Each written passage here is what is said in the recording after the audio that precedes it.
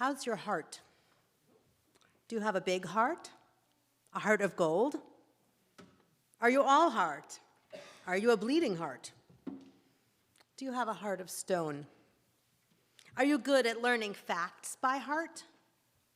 And while Jews don't tend to cross our heart, it's a religious thing, though some of us do, when we make a promise, we do try to have the best interests of the situation or the people at heart when we make a promise. We try not to be faint of heart or let our hearts be hardened.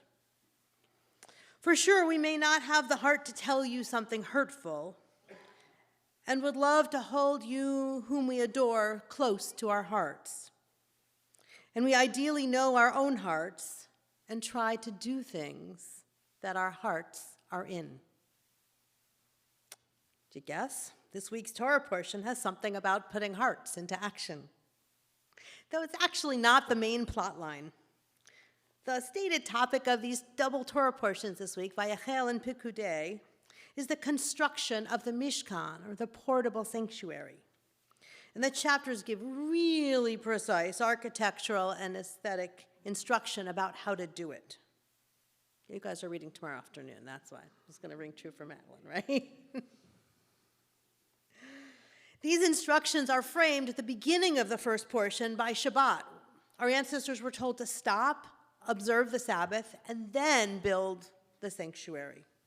And at the end, they're told that God will reside, when God resides in the tabernacle, the tent of meeting, there will be cloud by day and fire by night. So it's a description of God's presence. The portable sanctuary, or Mishkan, and its furnishings were to be created by expert craftspeople using supplies brought by the community. It's a pretty intense list, right, Madeline? I won't make you recite it, but you'll tell me if I missed something.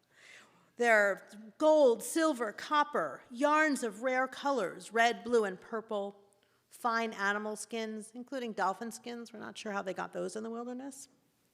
Pure olive oil for the menorah, rare stones for the breastplate. The goal is to create a centralized place for our biblical ancestors to gather.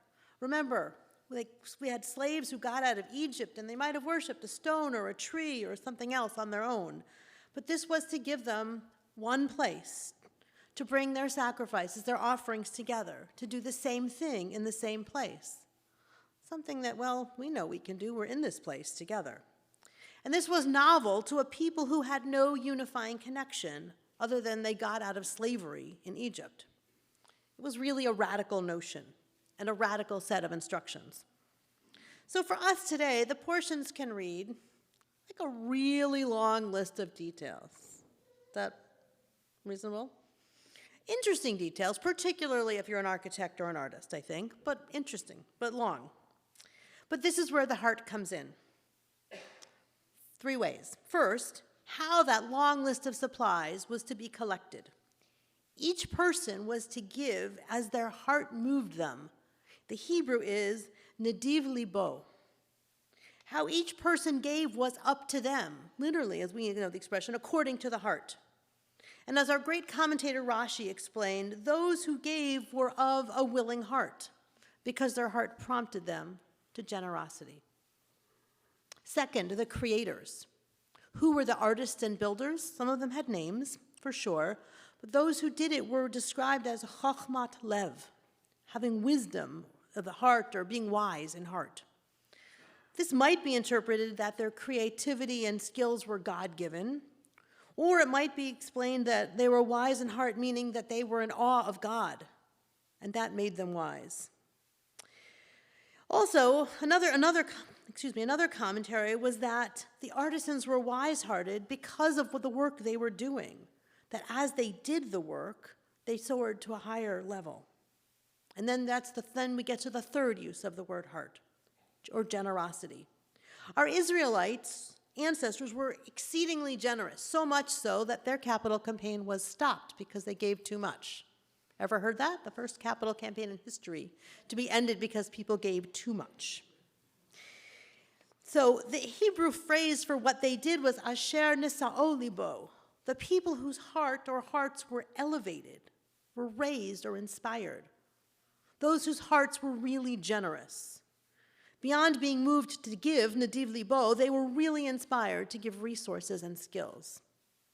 A medieval commentary points out that the change from being moved to give and one whose heart is inspired, describes it this way. He describes men who had no training in performing any of these tasks were inspired and suddenly were able to perform tasks they had never considered themselves capable of performing. Artisans who were skilled in performing tasks but had never trained others to do so now became skilled at teaching their art. And men or women who had never displayed skill with their hands were suddenly inspired to do so. They came to Moses, all of them, volunteering to perform the tasks that were involved. So this is the thing. This was actually transformative. As Rabbi Pinchas Pelly writes, this was an educational purpose. It converted these former slaves from passive participants of God's beneficence, of God just giving them good stuff and doing things for them. It made them active partners because they donated, they brought resources, and they participated in the construction. Rabbi Pelly writes, the indwelling of God among the people could not take place as long as they were passive and did nothing to bring the sacred into the world. That indwelling presence of God, some of you have heard the name of God, Shekhinah. It was explained to our ancestors actually back a few weeks ago in Torah. In Exodus 25, in Truma, we are told the instructions, let them build me a sanctuary where I may dwell among them. The key in that is, let them build me a sanctuary that I may dwell among them. God saying to Moses, I want to dwell among the people, not in a particular physical presence.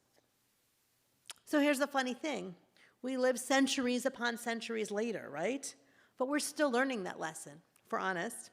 At one level, we know that being active partners in anything deepens the meaning, deepens our relationship with the activity, with the people, with the pursuit or the cause. The question we can ask ourselves this week then is, how do I acknowledge that? How do I go from knowing that to doing that? Remember a bit ago, these Benot Mitzvah chanted V'ahavta? Anyone remember the phrase in Torah, in that portion from Torah that says, we are told to love Adonai our God with all of our heart, with all of our soul, with all of our might. Some of us screw up saying that prayer in English, guys. That prayer is said or sung twice a day in Jewish prayer. It's a reminder for us to put all of our heart into our relationship with God, to put all of our heart into our Judaism. It's a reminder, frankly, that's easily missed, right? Because we know those words. We chant it in Hebrew, we maybe don't think about it, or we know the words so well in English. So listen to it as if you've never heard it before.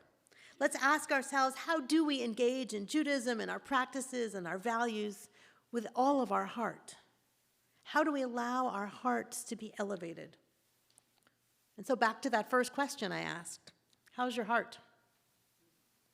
We expend great effort and focus on our physical hearts. I invite you to join me. May we open our hearts further spiritually. May our hearts be moved. May our hearts be elevated. May we become wise of heart. Shabbat Shalom.